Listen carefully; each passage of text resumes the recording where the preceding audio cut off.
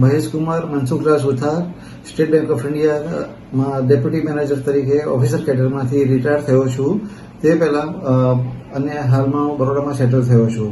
મને પથરીનો થોડો પ્રોબ્લેમ હતો ગોલ્ડ અને મારા જે જમાઈ છે જે મેહુલ કુમાર સોલંકી BAPS હોસ્પિટલ શાહીબાગ અમદાવાદમાં ICU ઇન્ચાર્જ છે. એમને વાત કરી, એમણે ડોક્ટર અવિનાશ ટાંક સરનો કોન્ટેક્ટ કરવા માટે જણાવ્યું અને એમણે પણ મને બહુ સારી રીતે ગાઈડન્સ આપ્યું. પછી અમે ઓપરેશન પણ કરાવ્યું. મને પેટમાં શરૂઆતમાં થોડું કોઈ તકલીફ હતી નહીં. ધીમે ધીમે મારી પથરીની સાઇઝ વધતી હતી. પેટ પર થોડું ભારે ભારે લાગતું હતું અને લાગતું હતું કે થોડો પ્રોબ્લેમ ઇન્ક્રીઝ થાય જેવું લાગતું હતું. એટલે પછી અમે ડોક્ટર અવિનાશ ટાંક સાહેબનો કોન્ટેક્ટ કર્યો. એમણે અમને બધું સમજાવ્યું અને મને ઓપરેશન કરવા માટે સલાહ આપી. ઓપરેશન પણ કરાવ્યું. અત્યારે મેં ઓપરેશનને 15 દિવસ થઈ ગયા છે. રૂલ્સ પણ બધી આવી ગઈ છે. કોઈ જાતની ચિંતા કરવાની જરૂર નથી.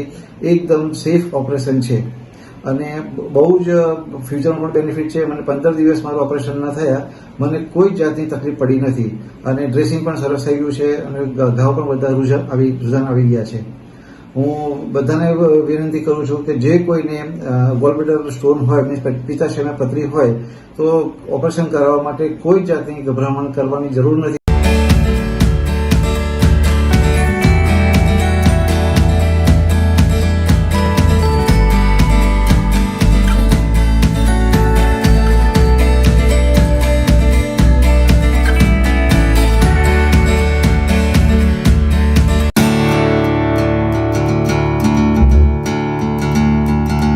हेलो फ्रेंड्स, मैं doctor Avinash Tank, liver gastro cancer and obesity surgeon, Dwarka clinic Ahmedabad से आपसे बात कर रहा हूं.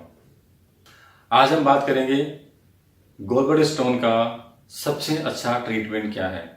कई सारे लोग नेट पे जानकारी सर्च करते हैं कि सबसे अच्छा ट्रीटमेंट क्या है, बेस्ट ट्रीटमेंट क्या है. तो आज हम इसी बारे में डिस्कस करेंगे. गॉलब्लैडर स्टोन का सबसे अच्छा ट्रीटमेंट आज के समय में सर्जरी है.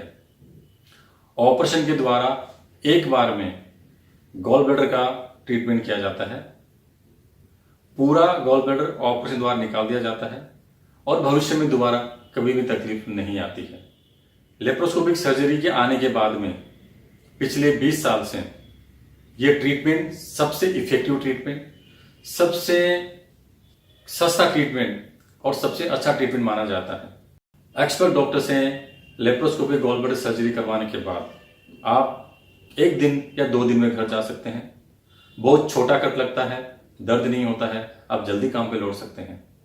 उससे पहले जब लेप्रोस्कोपिक सर्जरी नहीं आई थी तब ओपन सर्जरी करी जाती थी, जिसमें लंबा कट करके ऑपरेशन करते थे, जिसकी वजह से लोगों को काफी लंबे समय तक रेस्ट करना पड़ता था. उसकी रिकवरी में करीब 1 से 3 महीने का टाइम लगता था. लेकिन जब से लेप्रोस्कोपिक सर्जरी आई है, पेशेंट्स की रिकवरी बहुत जल्दी होती है, अच्छी रिकवरी होती है.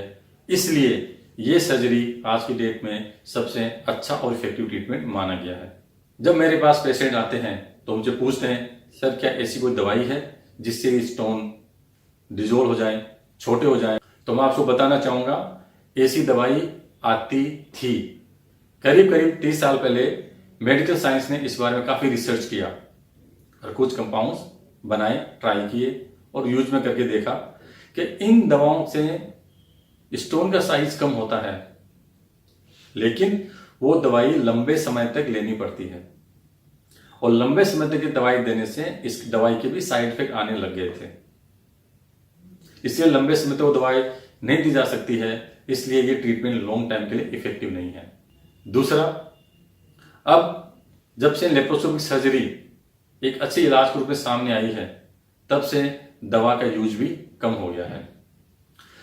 दवा का यूज करने का एक प्रॉब्लम यह भी था कि सारे तरह के स्टोन्स दवा से डिजोल्व नहीं हो रहे थे. जिन स्टोन्स में कैल्सिफिकेशन होता था वो स्टोन डिजोल्व नहीं होते थे. और ये पता करना आज के समय में भी मुश्किल है कि कौन से स्टोन में ये दवा काम करेगी. जब तक गॉल ब्लैडर स्टोन्स को बाहर निकाल के इनका एनालाइज नहीं किया जाए, तब तक ये कहना मुश्किल था कि दवा उसमें काम करेगी कि नहीं करेगी. तो ये मेडिसिनल ट्रीटमेंट का एक लिमिटिंग फैक्टर था. क्या डाइट से गॉल ब्लैडर स्टोन का ट्रीटमेंट उपचार किया जा सकता है? तो मैं ये कहूँगा कि जिनमें स्टोन्स हैं और उनको स्टोन्स का प्रॉब्लम है, उन केस में डाइट से स्टोन डिजोल्व होंगे ऐसा कोई मेडिकल एविडेंस नहीं है, इसलिए वो ट्रीटमेंट को इफेक्टिव नहीं है। हाँ, अगर आपकी फैमिली में स्टोन बनने की टेंडेंसी है और आपके स्टोन नहीं बना है, आप अगर डाइट को फॉलो करो तो आपको हो सकता है आपके स्टोन ना बने। लेकिन स्टोन बनने के बाद में डाइट लेके आप स्टोन को डिजोल्व करना चाहो, ऐसा कोई मेडिकल एविडेंस नहीं है कि डाइट थेरेपी से स्टोन डिजोल्व हो जाते हैं। तो आपने जाना कि आज की वीडियो में हमने गॉलब्लैडर स्टोन के ट्रीटमेंट के बारे में 3 मोडालिटी डिस्कस करी है। एक सर्जरी, दूसरा मेडिसिन और तीसरा डाइट। उम्मीद करते हैं आपकी वो जानकारी अच्छी लगी होगी। आप हमारे वीडियो को लाइक करें, चैनल को सब्सक्राइब करें और हम जल्दी मिलते हैं गॉलब्लैडर स्टोन के बारे में अगले वीडियो के साथ।